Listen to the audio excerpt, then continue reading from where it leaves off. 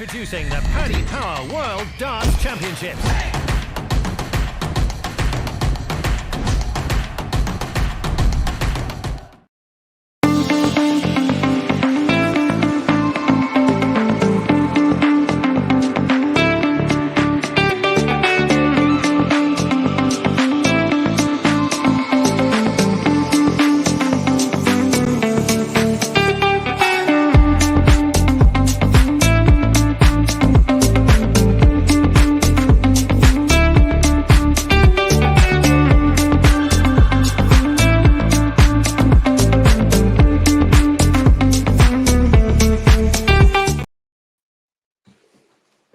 What I will start with this show by saying is do not expect this to be a New Year's resolution and seeing me on this station. This is how desperate everybody has got, to be brutally honest. But very warm welcome and a happy new year. This is the Fallout Bar at the PaddyPower PDC World Darts Championship quarterfinal day, the best day of the darting year. It just is. No ifs, no buts. And unfortunately, you can't argue with me in the comments because I will just not read it out. So that's how it goes. But it is the best day of the year. And it is always a fantastic day to see Cam McFarlane on my screen, just like we have on our podcast about cricket, which you can just follow there in the left-hand corner. Sorry, Phil. Sorry, Gobble. We'll stop that, I'm sure, at some point. No, absolutely not. It's your two appearances that you're making. So you have free rein to put whatever you want in that. Well, within reason, put whatever you want in that corner. And being co-host of said podcast, I'm quite happy for it to be there anyway. Yes. Well, how are you, sir? How was your New Year celebrations? I'm sure crying about your Philadelphia Eagles. So I'm sure you're wearing your hat off that you lost and are going to be going in the wild card round. You'll be going away from home as things stand. Yeah. Obviously, it's a time for spending with family and friends this New Year. So I didn't watch the game. No idea what you're talking about, mate. I think we'll just move on from there. I'm feeling well, though. Exactly how a Washington Commanders fan will absolutely say throughout the entire season, not just New Year's Eve. But a very warm welcome to you, regardless of whether you're listening to us via our online darts podcast, or of course, if you're watching us live on YouTube, a very, very warm welcome. Rob, I swear to God in heaven, Rob. This gets retired next year for the Pro Tours because I can't deal with it, as we all know. A very happy new year as well to Bob. To be fair, Zarleth isn't too bad, actually, in all fairness. I normally get called Charlotte, so that's not too bad. There's a lot of people talking about the quarterfinals of the PaddyPower World Darts Championship, which is not a surprise at all, considering what we have just witnessed. I'll be honest with you, Cam. I was going to go through and say we suggested we go through this chronologically today, but then Scott Williams beats Michael Van Gerwen 5-3. I think that's where we have to start, isn't it?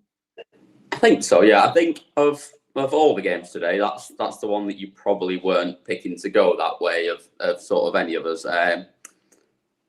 Yeah, I'm not giving you a free rein just because it's your first appearance on here for a while. What did you tell us earlier on? 5-0 Michael Van Gerwen, and stick with me, you won't go far wrong, lads. That's correct. Stick with me, you won't go far as long as you do the exact opposite of what I do. I didn't mention that. 3-0 first set, wasn't it, to blow your prediction straight out of the water. And then, to be fair, we all kind of still thought at that point, it's probably still Van Gerwen's game here. He only needs to up it a little bit, and he should run away with this. But he didn't, and it was partly down to how he played, but also massive credit to Scott Williams, who just held it together really well, did what he's been doing throughout, and was just much more clinical when it came down to it. The thing is this, right? And like the biggest takeaway that I got from this is the fact that MVG, there was something not right. Let's have it right, and I'm not Phil Barr's level of loving MVG here, okay? But I'm just there aren't many that are. What's that? There's not many that are. Oh yes, but I'm making a serious point here. MVG was not at the races. We have seen the way that he normally performs at the World Championships. He hadn't lost a set coming into the game. It demolished one of the form players of the year and the people's hero, Stephen Bunting. Absolutely wiped the floor with him 4-0 and won the rest of his games. Richard Veenstra as well as Keane Barry again to 0. There was something that just wasn't right there tonight with MVG. And it started really in the first set when he missed 7 darts for a double across the whole 3 legs. That does not happen. Yeah, it's.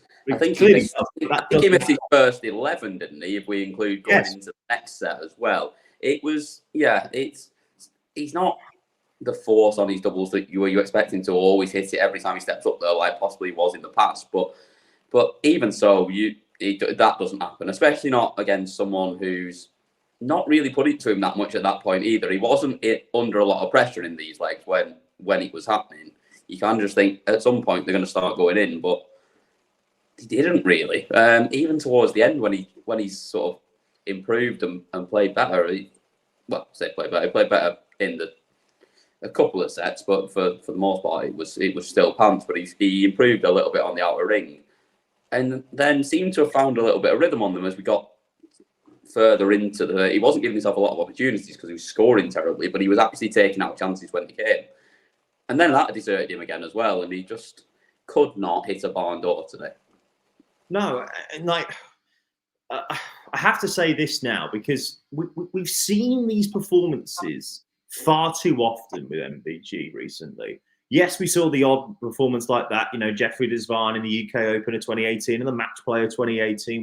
That was a blip, but we've seen this now a couple of times. He has gone over basically the best part of a year now, over a year, without a ranking TV title. He's going to end the year with the only television title that he's won being the Premier League. Now, that is his tournament, so fair enough. But you look at the performance against Brennan Dolan in the World Match Play. In comparison to what he's normally like, he was bobbins. Let's put it bluntly. Heta in the second round of the Grand Slam, nowhere near what he's normally been doing. And now we've seen this again with Scott Williams over a long format, which normally favours MVG. He has only, before tonight, Dave Chisnall was the only player to beat him when he made a World Championship quarter-final.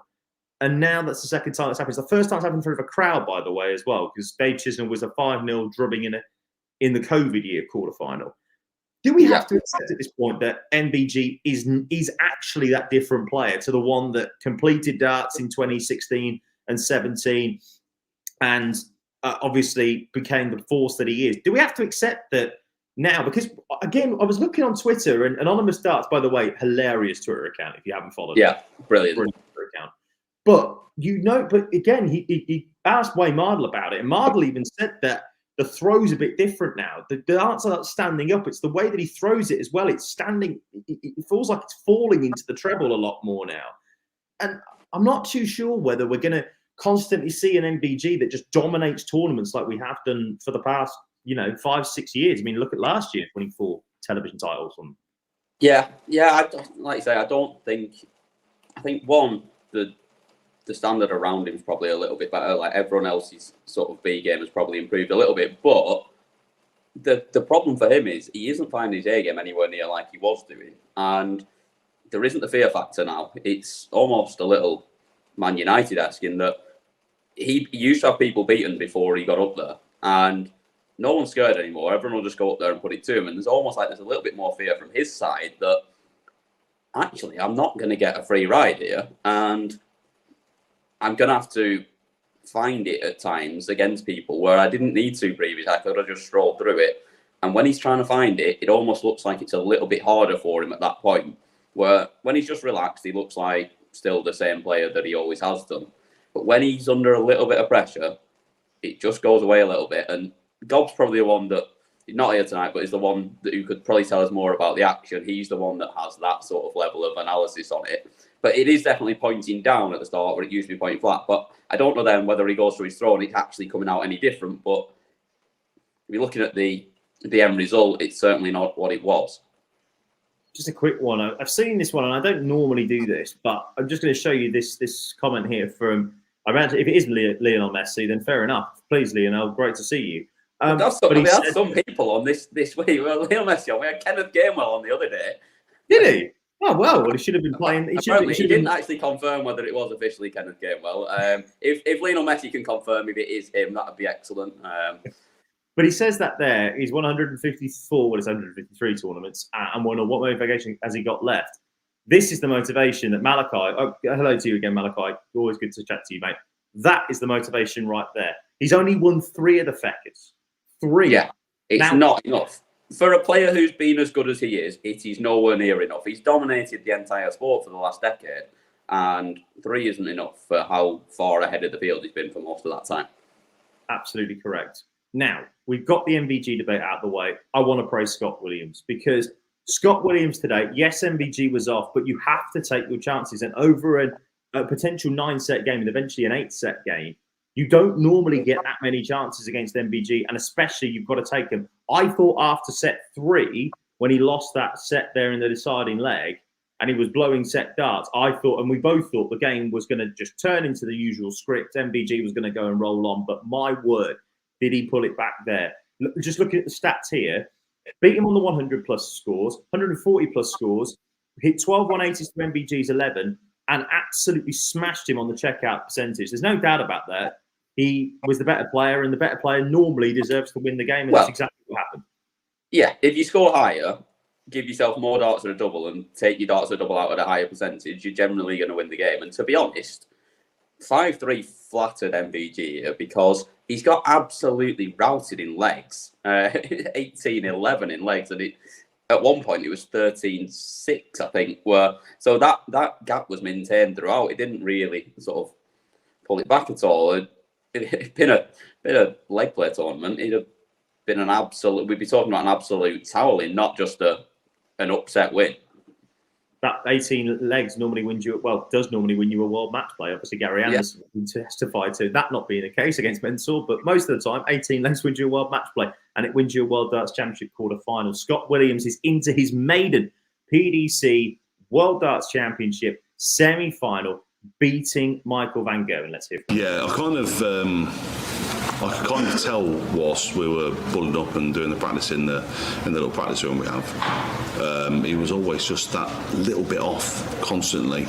But again, the same. As soon as the crowd got involved, that's when I started playing my darts. It's late on in the game, treble, all constantly. So. But like I said, it's not about what he does, especially in this game. It's about what I do, and I hit the doubles, I hit the treble 20s, and I'm through to tomorrow. Yeah, I mean, possibly, absolutely possibly. But at the same time, he knew that he wasn't going to get an easy game from me. The stage, you guys have watched me for the last 2, 3, 4 games. I love that stage. And he makes it tough up there because he's such a presence. But at the same time, like, if I give it back to him, because people are scared of him on that stage. People genuinely don't like playing him because he's such a threat on that stage. I wasn't going to let that happen today. And I didn't. And it worked in my favour. He talked about that stage there. And I mean, I remember, of course, in the pre-match interview with the host broadcaster, Sky, how much he was looking forward to it.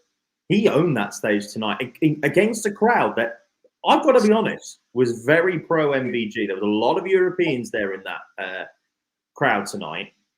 I wonder why they wouldn't have been supporting him after. Well, yes. We'll come on to Luke Humphries as well in a bit, of course, obviously. Yeah. But he owned that stage tonight, I thought. Yeah, he did. He looked like it was his stage up there, not anyone else's. And I think you were slightly worried of him giving it a little bit too much when he was 4-3 up, as he was coming off the stage for the break. But yes. I think that was just how comfortable he felt up there at that point, that he felt like he could take his time and just actually enjoy it a little bit, even as he was walking off for the break, when it wasn't won at that point. Yeah, absolutely. Just a quick one before we move on. Can he do it tomorrow? It's very rare that people beat MVG and then back it up the next day. They normally crap themselves. But, I mean, obviously, he's got to play Luke Humphries, which we will come on to a little bit later. By the way, spoiler alert, if you don't already know. But if you don't already know, why you're watching us. But point. Or listening, to be fair, or listening. Yeah. Hello to the podcast listeners, of course. Can he do it tomorrow? I don't think he'll crap himself. I don't think that will be the issue. But I don't think he does it tomorrow. We'll come on to predictions at the end, but I don't think he does it tomorrow. But I think that is nothing to do with the way he's going to play tomorrow. Just a reminder, of course, by the way, before we move on to our next game, that you can watch all the interviews with all 4 quarterfinal winners tonight on our YouTube channel. If you're watching us live, you can select the videos and watch them over there. And if you listen to the podcast, all you need to do is search Online Darts on YouTube and you will be able to find them all there. And speaking of quarter-final winners, how in the, to borrow a phrase from Jeremy Clarkson, how in the name of all that is holy Did Rob Cross win that World Darts Championship first quarter-final? Utterly ridiculous. Next question, please, because I don't have the answer for that one. Because to be honest, there's a lot of people saying that Chris Dobey bottled it. I don't think he did, to be honest. It wasn't a massive drop-off from how he was playing at 4-0 up and how he was playing, other than set 2, obviously, but nobody's going to keep up with 122 average for any particular period of time, if I can get my words out. So I don't think he hugely dropped off, and I thought he was still right in there. But Rob Cross, just from 4-0 down, was he made his way into the game, just got a set on the board, and then got another set on the board, and he just looked like he just crept in there. But once it got to 4-3, body language wise, at least, he looked like he really, really fancied it at that point. He thought, I'm in this now. Literally, I'm set behind. If I win it, I've then got the throw in the final set, which obviously isn't as much of a advantage as it is in every other set. But even so, it just looked like he thought, I can get through this here. This is mine now at this point.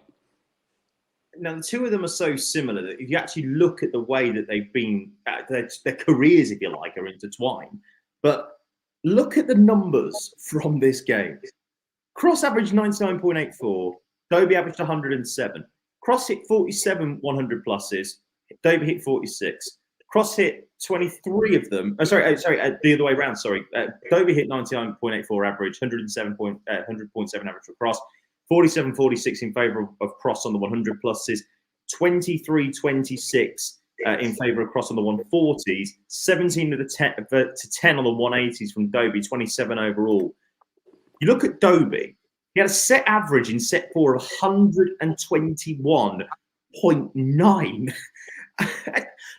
To be honest, I don't think he even played that badly after set 4. No, he didn't. That's what I was saying. He certainly didn't bottle it. It wasn't that he completely fell apart and averaged 70 for sets like MVG did when he got up there tonight. It was still solid, and I think it was only the very last leg where he did probably fall off a little bit in that leg once Cross had gone out into a lead in that final leg, that his average dropped below 100, and that was the first time in the entire match that it hadn't been above it. Yeah, I think to be honest, right, looking back on it, Dobey genuinely will be gutted. He missed the ball for the match start at 4. It would have been 5. It would have been 5-2, I think, at that. That was a very, very well thrown dart as well. He missed it by millimeters, didn't he? Well, it's 1 millimeter that. If it hits the wire, it probably goes on the inside of it. Yes. And it was touching the outside of the wire. That was a very well thrown dart. But then all of a sudden, it's 3 more legs you've got to win to get over the line, and at no point did he manage to do that. I mean, how gutted? I mean, I know it's a stupid question, but how gutted are you going to be if you're a Chris Dobey at this point? How gutted? I'll be honest, the darts would have been in the bin. Yeah, literally, they'd have been in the bin, and then I'd have gone to watch the football, and I'd be fuming now as well because they've just got beat at that as well. It's not been a good day for Chris Dobey. Not been a good day for Geordies. Let's put it that way. We'll come. Speaking of that, Dan Simpson, are you in the chat? Because you were struggling a little bit earlier on with it, and I've not spoke to you since the football. James, hold fire on the question because that will be debated. Come back to that. We will come back to that. Hold fire, definitely. Right, move on to Cross. This had echoes of so many brilliant games that Cross has been involved in down the years. The one that automatically sticks out, because I was there for both of them, but I was there for this one in the crowd. The 2018 World Darts Championship quarter-final against Dimitri van den Berg. He raced into a 4-0 lead. Then we came back to 4-4. The difference there was that Cross was able to get over the line. And, of course, having survived match darts against Michael Smith for the rest of that tournament and all the rest of it. And it also echoed the 2019 World Match Play semi-final when Gurney was 2 legs away from beating him in Blackpool, and he came off and reeled off a spell that will live long in the memory, and then raced off and won the first 8 legs of the World Match Play final, and basically beat Michael Smith before he was out the door. He just doesn't know when he's beaten, does he? Ever. And that's what I was going to talk about. He loves coming through close games. You remember, obviously, the greatest game I still think ever played on the Alexandra Palace stage, which is the 2018 semi-final against Van Gerwen with the 1-6-1 for the ball. When Van Gerwen's going to be on 41 for the set, Van Gerwen missing 6 match starts and Cross getting over the line. He knows how to do it in the pressure cooker moments. Yeah, he absolutely does. That is a very dangerous place for Rob Cross to be when you're in a last four as wide open as this. Yeah, when, again, spoiler alert, the next game, you're playing a kid that's having his first ever time up on that stage. Obviously, he's come through a lot of games. Unbelievable what he's done so far, Luke Littler, for a 16-year-old.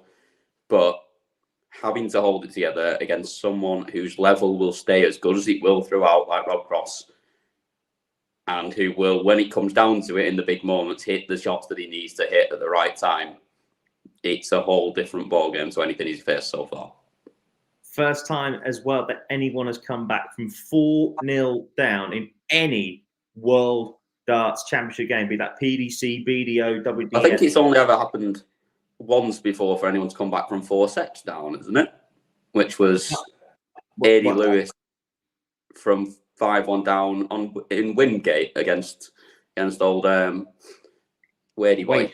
Yes, that's probably the only other occasion, but no player has ever done it before today. Rob Cross moves into his first PDC World Darts Championship semi-final since the year he won it on debut. Let's hear from him. Yeah, as I got closer, I actually thought to myself, do you know what, this is on, because I've still got my best to go. You're the first player to ever come back from 4-0 down to win a World Championship quarter-final. So what does that say about you as a player? I love being different. That's why I won the World Championship at the first attempt, you know. I love being different. I'll always be different. That's pretty much it. They're all fantastic, you know. If I put the video out there, honestly, it choked me yesterday, let alone what it do to me now talking about it. Just special, you know, really special. Very, very special indeed. Someone else who is very special, and I apologise for being this sort of person and having to talk about it continually, but we can't not. The fact that this is the third item on our running order just shows you how ridiculous today's already been. Did you know, by the way, Luke Littler's only 16? I did hear someone mention it. I think Sky have mentioned it, I don't know, about 200 times. I'm not sure. I need to keep count. You know how they keep count on tournament 180s? Let's see how many. I think they should do that on how many times they mentioned Luke Littler as 16. But someone mentioned before we should have a Littler alarm instead of a Barney alarm. I think it would wear out very quickly because he's doing that many big things right now that I don't think the alarm has got the facilities for that, big man. Yeah, I totally agree. Yes, Malachi, he is 17 this month. Absolutely right. And he could be, he is the youngest PDC World Darts Championship semi-finalist in history. He's 2 games away. He is 13 sets, which is mad. I don't think we will ever see this record beaten, by the way, in terms of youngest semi-finalist.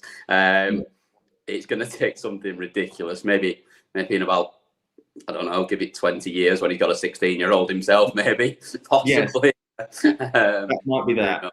The thing is this, right, about the game, and obviously it's a ridiculous achievement. 5-1 victory over Brendan Dolan. It's another ton-plus average. He's only, I think I remember reading the stat rightly from Darts Oracle during the game that he's only the fourth player ever to hit 105-plus average in 2 games at this World Championship. The only other 3 are nobodies really. Phil Taylor, Michael Van Gerwen, and Gary Anderson. Don't know if you've ever heard of them. I think they were jobbers mostly. Yeah, I don't think any of them will ever go on to do anything either. No, absolutely not. I mean, what the thing is right. I'll be straight with you all here, everybody, both viewer and listener. I got him at 50-1. Okay, I got him each way. I thought, why not have a punt on him? Because I actually saw him in an open when he was 15, and I was blown away by just the sheer talent of the boy. We've all seen him as well. We've watched the Motor Super Series, just how ridiculous the boy is. But to do that on that stage at that time in your longest ever match, and he wasn't ever under any pressure. It's bonkers. Well, they keep talking on Sky about, well, it's going to be his longest ever match, and it keeps being his longest ever match, but only just because he's not playing any extra sets at any point than what he has to. He's keeping everything. He's winning big and winning easy. And as good as he was today, it was a bit of a gift, this one, wasn't it? And I'm going to apologise to all Brendan Dolan fans for that, because you mentioned 50-1 there. On whatever night it was, I've lost track with what day is what at the moment. It may have been Saturday night, was it? Saturday night. You could still get 50-1 on Brendan Dolan at that point, and I thought, realistically, playing someone as steady as Brendan is usually, and how good he'd been throughout the tournament at hitting shots when he needed to and winning the big moments, I thought 50-1 was a ridiculous price, considering that if he had gone and won, that he would have dropped to about 5-1 immediately, and it's just an easy cash out win. Yeah, he just didn't turn up though, did he? Outside of the two big finishes, it was really average from Dolan. It's been a good tournament for him, good bit of prize money, but today was not his day, and I don't know whether it was just, I don't know what it was, to be honest. Because, well, look at James' question there. I mean, it's not that he's now come up there and the moment's got to him in the fact that he's playing someone that everyone's talking about. He's just played Gezi and Gary Anderson. Like, the moment's as big against them two as it ever is against Lipper. And I don't know whether it's just the fact that it's now a huge chance to make your first semi-final, that it's just got to him a little bit. He was doing all the right things last night. He was drinking Coca-Cola with his evening meal on New Year's Eve. So he put that up on socials. So doing all the right things and tried to do the right thing, and it's just not come off for him. And you get days like that sometimes, and it just doesn't quite work. But solid year for him.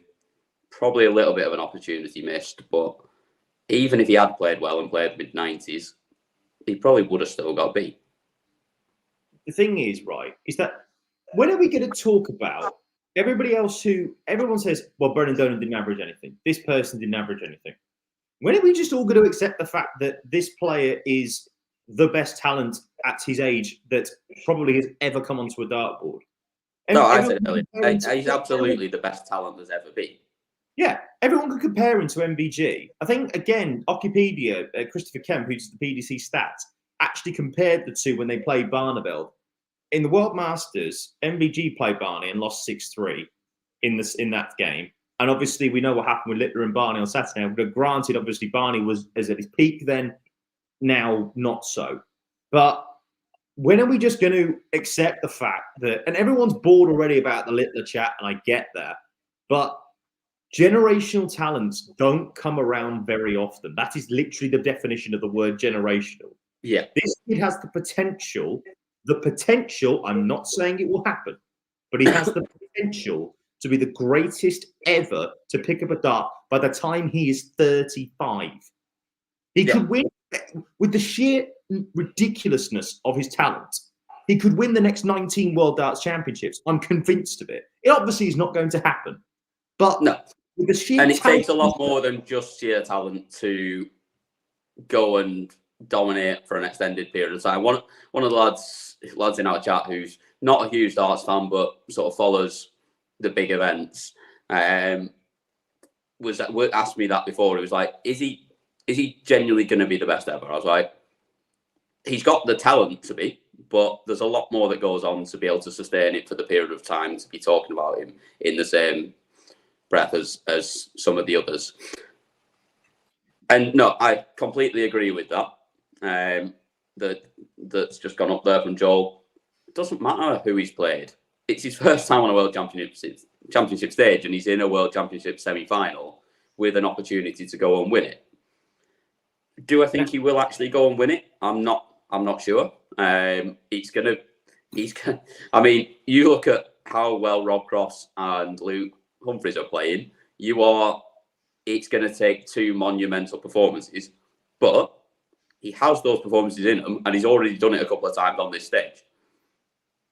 Now, a couple of things. First of all, I agree with that comment that I was showing you, Joel, that the Humphries, that the Littler run shouldn't be discredited, because my argument to that every time is look at who. It doesn't matter what happened. You have to beat the people that's put in front of you. Yeah. Take for example. At the end of the tournament, no one is going to care, and in future times, all it will ever say is whoever won the tournament. Because this is my argument when I come back to, take for example another sport. I always come back to the Euro 2020 run for England. Everyone could say, yes, okay, who do they beat? They played Croatia, an aging Croatia side, drew to Scotland and beat Slovakia or Slovenia, one of the two. Nah, they beat an aging Germany side, they beat Ukraine, and then they beat Denmark. It doesn't matter. They were the ones that got through. The other teams didn't do their job. In the same breath for France, look 4 years before then. They played Albania, I think Romania, and Switzerland, I think. Then played the Republic of Ireland, Iceland, and then again, the world champions, okay, fair enough, in Germany. It's not their fault that they played who they played. Other people didn't do their job. And that's the point that I'm trying to make here about Luke Littler. I'm going to move on very quickly. Sorry, go on. Bear in mind, he's playing people that have beaten the people that he's meant to be going and playing and going and beating. So it doesn't matter what their ranking is, the people he's playing, because they've already gone out there, the people he's playing, and beaten the higher ranked players. So they're clearly playing very well as well.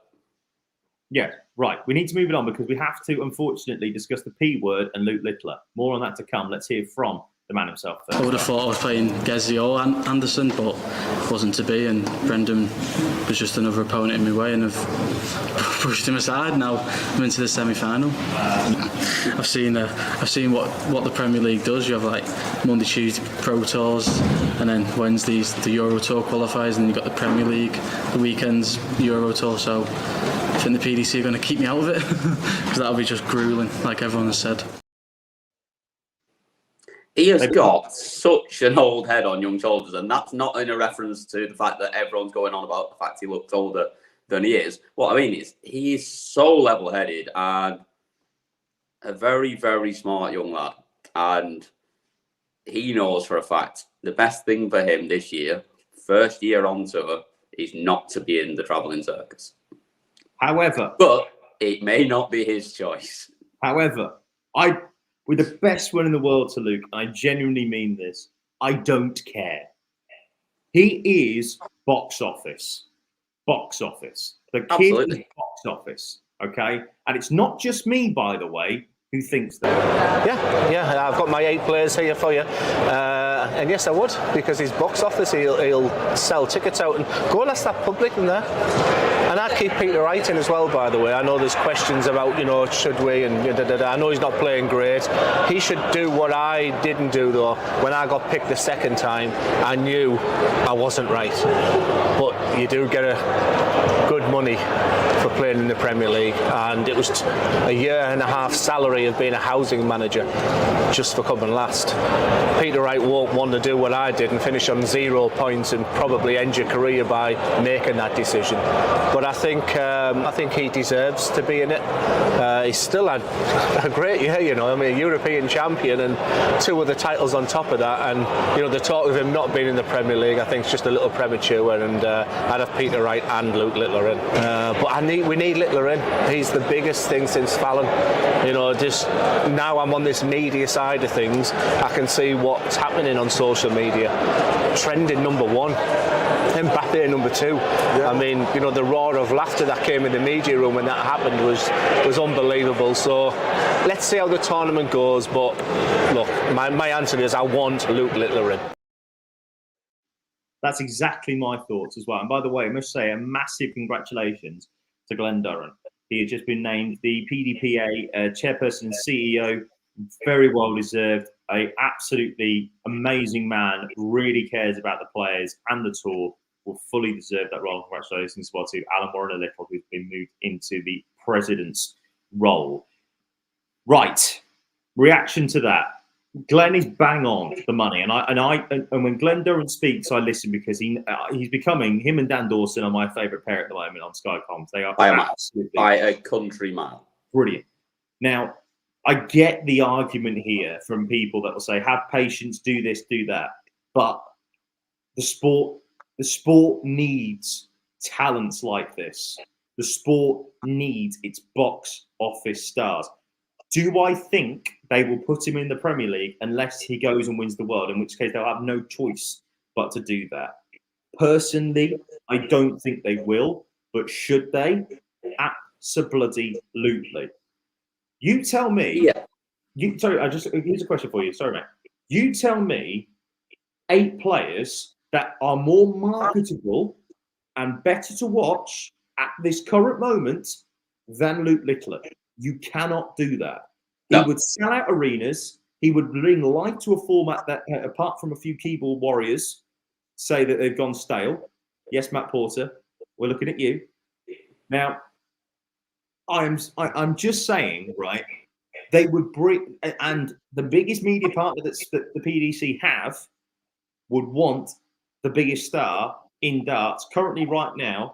And yes, there is that meme going around on Twitter of that bloke who always looks behind that woman with Fallon Sherrick, Sherrick and Sky Sports Darts and Luke Littler. That's hilarious.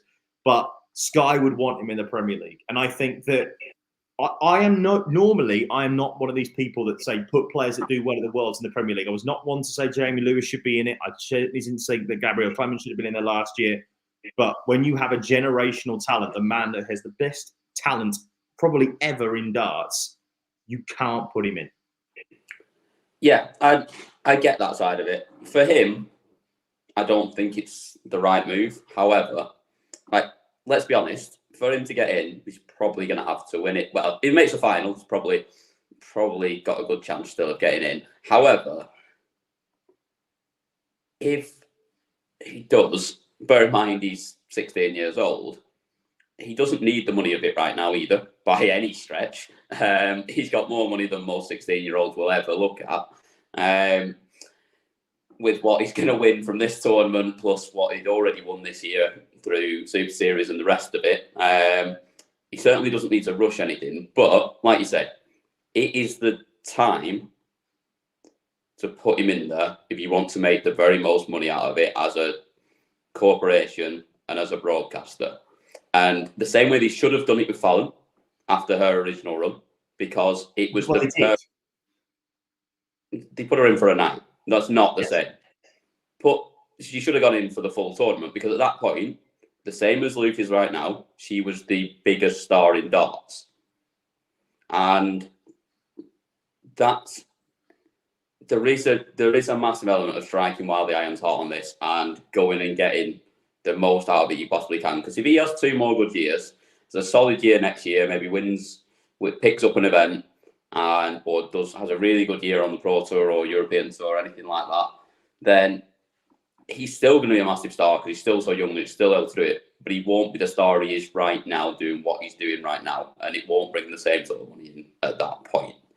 So, and plus, you never know what could happen. I mean, so he could get an injury tomorrow and touch wood, God forbid, hope that it doesn't happen to any player out there. But he could get an injury tomorrow and, like, say, he gets a tendon injury in his elbow or his wrist. And we've seen with other players how long it takes to recover from that. Nathan Aspinall went away for a very long time while he was waiting for his wrist to improve and surgery and the rest of it. And whether you ever become the same player again at that point, because your action might have to change and you lose everything you've got. Just because he is the amazing talent he is, there's no guarantee that turns into anything else, because you never know what's around the corner. And I completely understand your point of view that it is, from a media point of view, it's the right time to do it, and does have got that spot on there as well. And the same with Peter Wright. Peter Wright, again, not short of a few quid because he doesn't get to spend any of it, because, as he said the other day, his missus only gives him a little bit of spending money each week as well. But he doesn't need the money, but also, are you going to turn it down if it's there? Of course not. Certainly not doing. Of course not. By the way, Andrew's absolutely bang on here. The Premier League subsidises all the secondary tours. They have to maximise the revenue from it. You're absolutely bang on. No matter what you think of the Premier League, and most people know my thoughts on the Premier League here on Online Darts, it is a massive, massive event. It's the second biggest event for the PDC in terms of the amount of revenue it generates. It is huge. Before you go, before we go on and talk about Humphries, Chisnall, what do you think in the comments, by the way? Do you want to see Luke Littler in the Prem? That is the question. Answers in the comments. We'll put some up in just a moment. While you're doing that, I just want to say a massive thank you to our Fallout Bar sponsor for the PDC World Darts Championship. And that, of course, is PaddyPower. They're the official sponsors of the tournament and are offering the best bets throughout the event, including that if you place a bet on a hashtag What's on Paddy special in a particular session, you will get a free bet in your account. There's a $9 hit in that session. Also, some great enhanced odds as well with the hashtag What's on Paddy special. You can check out PaddyPower throughout the rest of the tournament. For the semi-finals and the final, you can get all the best offers for the tournament via the free-to-download app, via their website, or in shop. And don't forget, as always, make sure you are 18 years of age or over and be gambleaware.org. Right, we will come on in a second.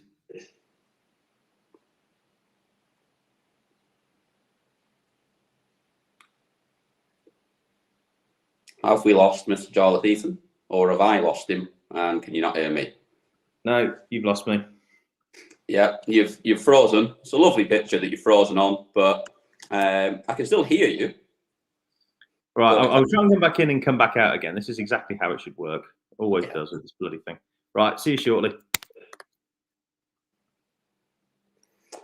So, yeah, we've lost Mr. Jonathan, but he's given a lovely little talk about PaddyPower there, and great offers. As we always say, gamble responsibly. Don't bet anything that you can't afford to lose, but take advantage of some cracking offers, as some of us have done throughout this tournament. Just having a quick look in the comments now. As I am not running the show, I can't actually put any of them up on the screen. But in terms of, we'll go with what Tommy's asking first of all. Where are those darts on the board? That is a 1-2-1 behind me there. I am a 19 thrower, as some of you may know already. I did bottle the last dart completely. It was the first two in, and then there's one horribly high up in the 7.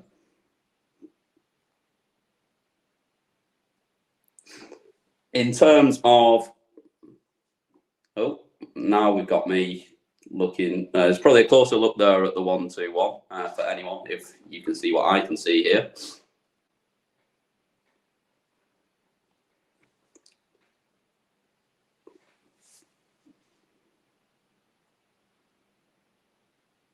Any chance of Mr. Jonathan rejoining us?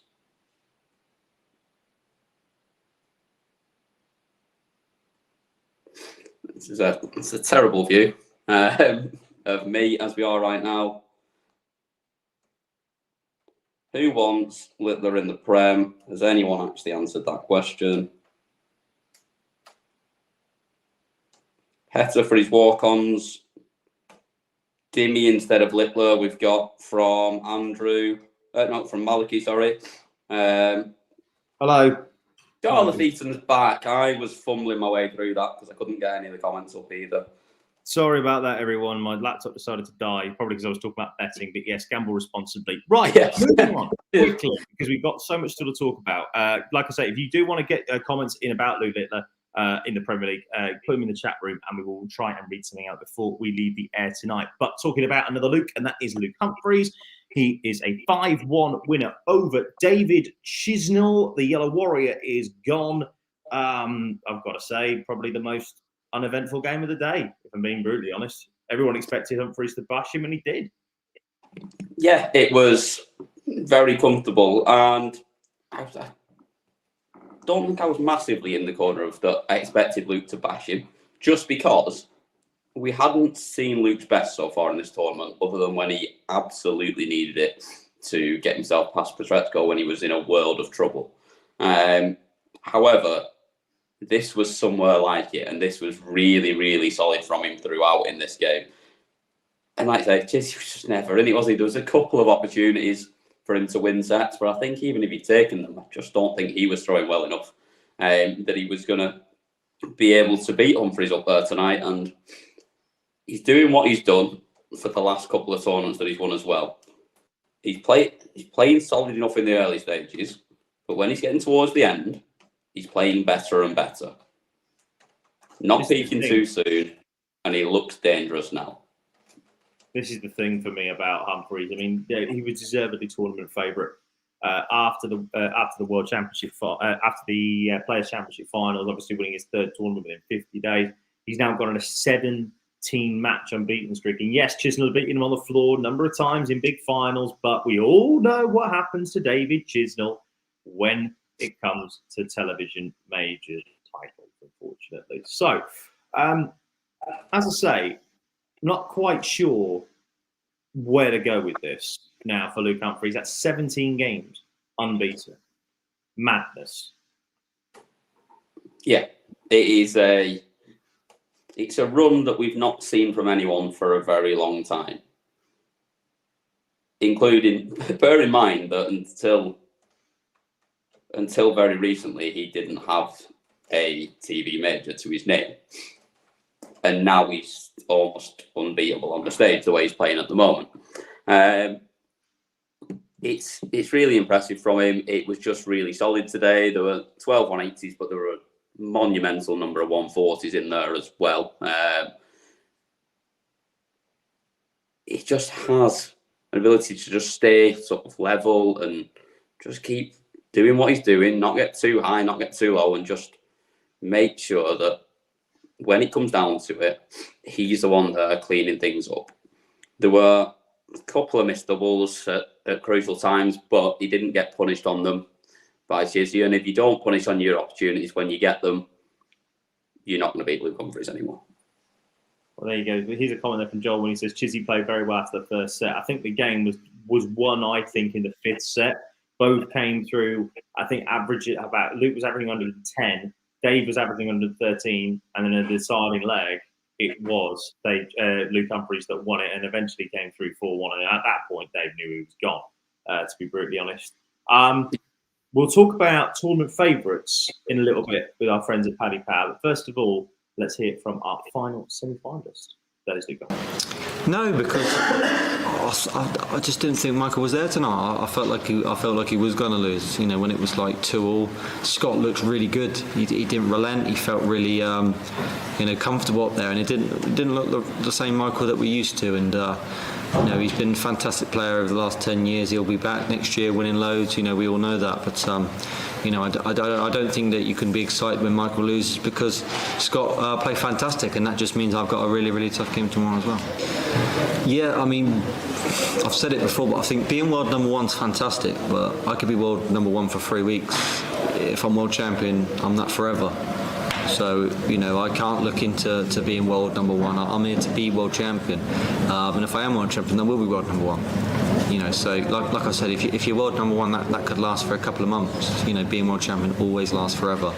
So as much as that would be a massive feat for me tomorrow, I won't be thinking about it, because, being world champion is higher on my list, and I'd give every accolade I had in my back pocket to be world champion. So that means more than anything.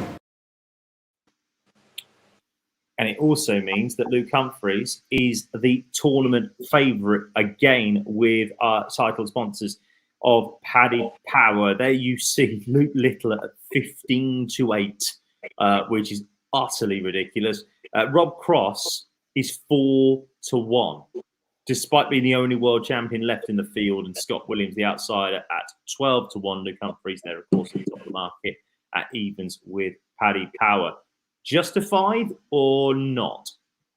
I understand why, bearing in mind the run that he's on and what he's won recently.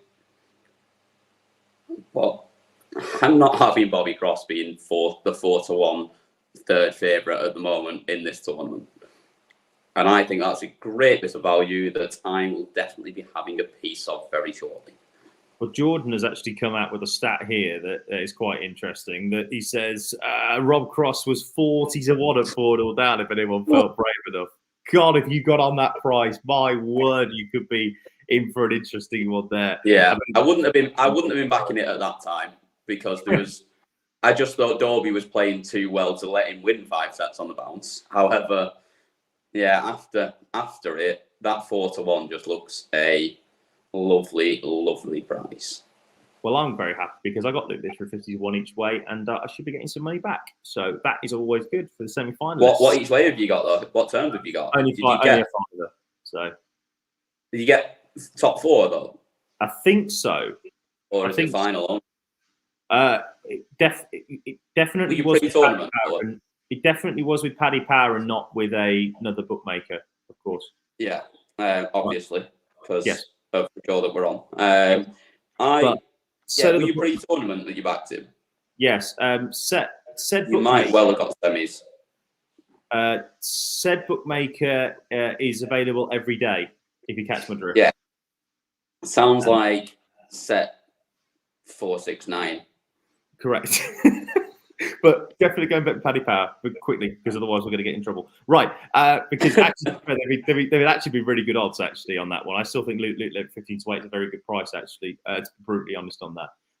But yes, that is the tournament outright odds there with Paddy Power. We're going to move on and talk about the semi-finals. It's going to be played in the order they were played today. So the first semi-final, starting off at 7:30 GMT tomorrow night, is Rob Cross against Luke Littler. If you had this at the start of the tournament, please pick us the lottery numbers, because I absolutely don't believe you.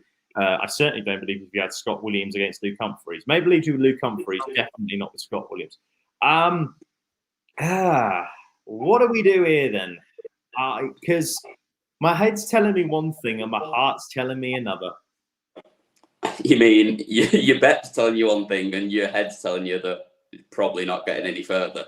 I could not possibly comment. Score predictions, by the way, in the comments, by the way. We'll put some up. Yeah, I can't see past Rob Cross here. I think with Littler, we will see drop-offs, whereas with Cross, I think he'll maintain about that 100 average throughout again. And when it comes down to it, I think that consistency is what's going to do it for him. Because we haven't seen...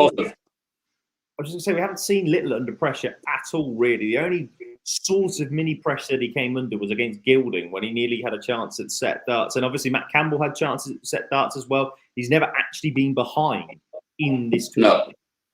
No, and as one of the lads asked me earlier, said, what happens if he ends up 2 sets down? I mean, it's very difficult to end up 2 sets down when in the second set you average 122. But it could happen. And at that point, it's then a very different game. And him doing what he's done a very good job of throughout this tournament, which is staying sort of in the moment and not getting too ahead of himself and then sort of enjoying it up there. If all of a sudden you're 2 sets down, that's a lot harder to do and harder to keep yourself in that same moment. I don't actually think he'll go behind early on in this game, but I think he will get beat, and I think it will just be the relentlessness of Rob Cross that wins him this game 6-4. 6-4, 7-1 with Paddy Power, if anyone wants to follow that. Interesting. Okay. I am going to go with my heart here and say that, well, I don't know. No, I don't know. Because I don't know whether he can keep this up. Because he's had breaks in between every day, really, apart from the first 2 days. But that was because they were only playing 3 sets then. They're not playing first to 3. Certainly not. Bear in mind, though, he's 16. Like I said this earlier in the tournament. At 16, I was playing 3 rounds of golf in a day. Like he can stand up there and play 2 days in a row. It's not going to be a worry for him. It's amazing, by the way, to see how different the chat room is going. And then we've got that 6. It's probably an even split currently at the moment. Tommy's saying Luke to win 6-3. A lot of people are also getting on your 6-4 prediction. Cam Nels is saying that. Joel is saying that. Daniel's going 6-3. Malachi's going 6-4 Littler. Chris is saying 6-3 Cross, as is Anthony. Bob's going 6-4 Cross. Luke played afternoon today, so big gap to rest. But yes, so did Rob Cross. And yes, of course, the 5-4 Thriller. But it was also before Littler's game as well. Yeah, I just think it says one massive thing for Luke Littler, this, and get this out there first, is the fact that I can't stay away, can he? He just has to be involved somewhere.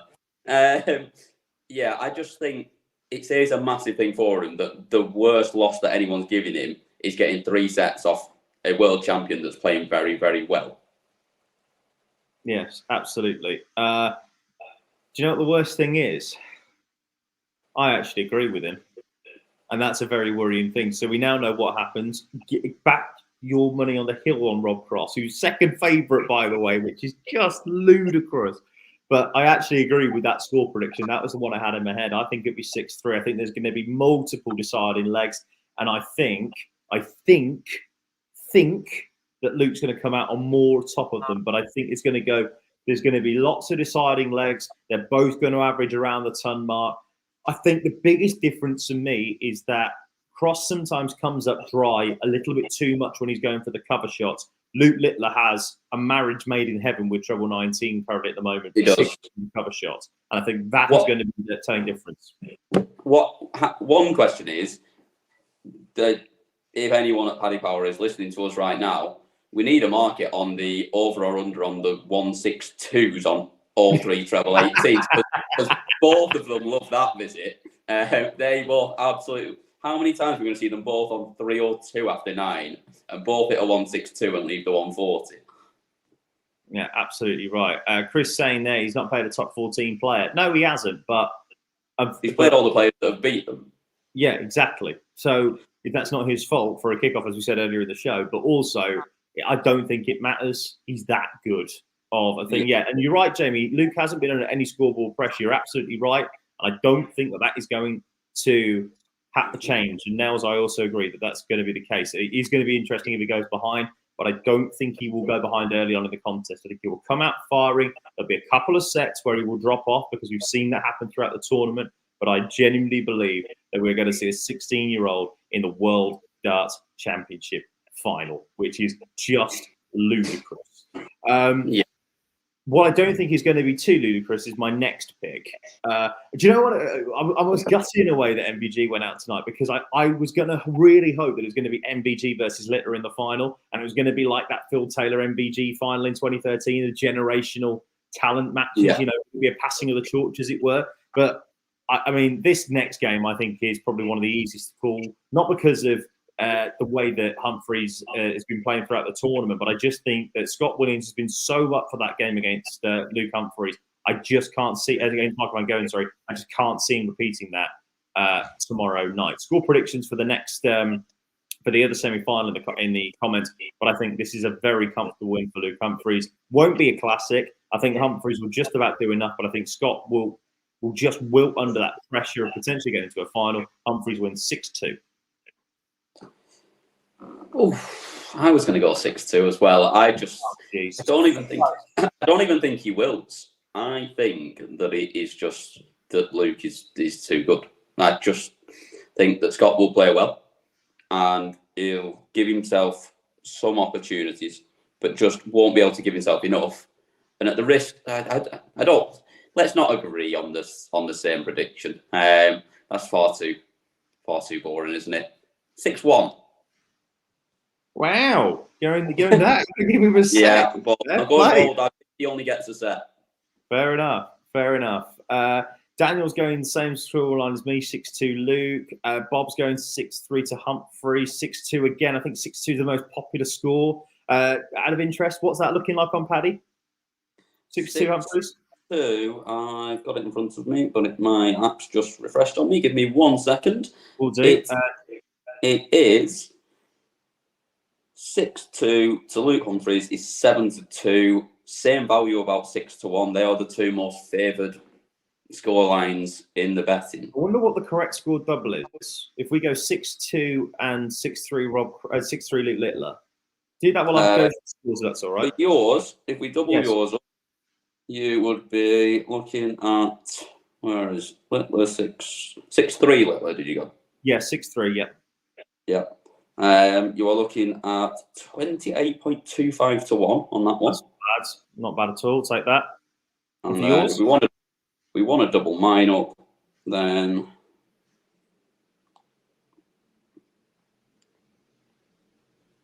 it's 6. I have 6-4 across. I did, didn't I? Yes, you did. Yeah. 4 across. 6-1 Humphries.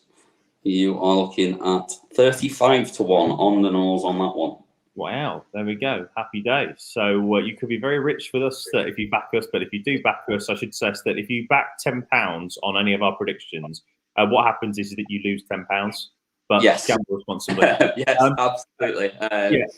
Nels has gone 6-4 Williams, by the way, so he thinks that Scott Williams is actually going to win the game, so fair enough. Tommy's gone 6-4 Humphries. Joel's also agreeing with you, Cam, 6-1 Humphries. A lot of people going for Humphries. Christo is going for a last leg decider, last set decider, 6-5 on that one. Chris, you've got to do what everyone that predicts a last set decider has to do and tell us how many legs it's going in that last set as well. Are we going all the way to 11? Absolutely right. And yes, Tommy, all 4 of them of the World Darts Championship semi-finalists are English. The last 5 left in were as well, if you include in the whoever Humphries just beat. Who did Humphries just beat? Dave Chisnall. Yeah, Dave Chisnall, absolutely right. Yeah, it's been a lot. We've been on for an hour. My head went. Yeah. I'm trying to think of the last time that it did happen, actually, an all-English semi-final lineup. I'm struggling. Yeah, it's not immediately coming to mind. I was going to say 2018, but obviously it's not because Cross played MVG in the semi and Taylor played Lewis, who's Welsh. I am very much struggling. I'm going to say it's got to be pre-Ali Pally days, you'd think. Because every other finalist, all the other finals, I don't think there's been an all-English final at the Alexandra Palace, apart from maybe AD against Andy Hamilton, 2012. That could be the last time. No, 2006. Thank you, Malachi. Thank you very, very much. Last at the this is what the chat is here for. Absolutely. Yes, definitely. So, this will be the second all-English final, I think, at the Alexandra Palace. Yes, someone's just said one that I'm surprised you've not thrown up on there, because we know when it comes to certain sports that you like to have your different allegiance, especially in the rugby and the football. But someone's just said that England will still find a way to bottle it. And on that bombshell, let's go, because I want to watch the end of this college football playoff game, actually, because it's a really good game between Alabama and Michigan. But just before we do go, thank you so much to everybody that's been involved in the chat room. Really do appreciate it. Thank you. Oh, yeah, Cross Taylor as well. So, 2018. So, it's the third World Darts Championship final. That's going to be held at Alexandra Palace. Is going to be all English, of course, as well. Because hang on. Annie Hamilton's Scottish. I am too old for this already. So Cross Taylor was the first all English final at the Alexandra Palace, and this one will be the second. On that bombshell, I'm going. Depending on whether you include Peter Wright. I do want to say a massive thank you to our Fallout sponsor, PaddyPower. They are the official sponsors of the PaddyPower World Darts Championship, and as we said before, they're offering the best bets throughout the event, including that if you place a bet on a hashtag What's on Paddy special in a session, you will get a free bet if there is a 9-darter hit in that session. Came very close today. Remember, Rob Cross was 7 perfect into the 9. There's always one in there. There's always. I can't speak. But yes, if you do want to get yourself onto Paddy right now and have a look at the best bets ahead of the semi-final, don't forget that Phil will be pushing out a best bet of the tournament as well for the semi-final night. So make sure that you do just that. You can get that on the onlinedarts.com website early doors tomorrow morning, and also we'll have a preview for you ahead of the semi-final. So make sure that you read up on all that. But as you say, if you want to do check out PaddyPower for all the best offers via their free to download app, you can do. Just search PaddyPower whenever you get your apps. You can also look on their website, paddypower.com/bet, or of course you can go in store if there is one near you. And as we've always said, gamble responsibly, please. 18 plus, be gambleaware.org. You can go and check out all the rest of our videos as well. We have interviews with all 4 of the quarter finalists. You can do that right now if you're on the web, if you're on YouTube, or of course you can listen by the podcast. Just search Online Darts on YouTube, and you will be able to do that. Cam McFarlane, it's been a pleasure to chat with you again. Same time tomorrow-ish, hopefully. Yeah, same time tomorrow-ish. I think we may be slightly later tomorrow, depending on how long the session goes on to, because it was a relatively quick one tonight. It felt like I got through it quite early, but yes, I will see you tomorrow. Yes, and we will both see you tomorrow. Thanks indeed for your contributions in the chat room, as always. This has been the Fallout Bar from Online Darts, looking back on the quarterfinal day at the World Darts Championship, where Williams has seen off Mighty Michael van Gerwen. Mighty Mike, though, will end the year world number 1, unless Luke Humphries can go and pick up a 4th TV title in 5. He only needs to make the final, actually, I think. No, I don't think he does. I think he has to. Oh, yeah, no, he might actually only make the final. He does. He only needs to make a final. Yes, absolutely right. So, yes, so there we go. He will end the year as world number 1 unless Luke Humphries wins tomorrow night against Scott Williams, the man who beat Michael van Gerwen in the other semi-final. It was a case of a comeback of all proportions. So Rob Cross coming back from 4-0 down to beat Chris Dobey 5-4. But the teenage sensation, Luke Littler, his fairy tale run continues. He beat Brendan Dolan 5-1. And he is in a World Darts Championship semi-final at the age of, let me guess, 16. Yes, that's exactly right. But from all of us here, thank you so much indeed for your contributions this evening. We will see you tomorrow. This has been the Fallout Bar from Online Darts. Thank you so much for your company this evening. And if you're listening on the podcast, thanks for taking us wherever you are. We'll see you again tomorrow for our final Fallout Bar of the year. Take care. Final Fallout Bar of the World Darts Championship. Take care. See you later.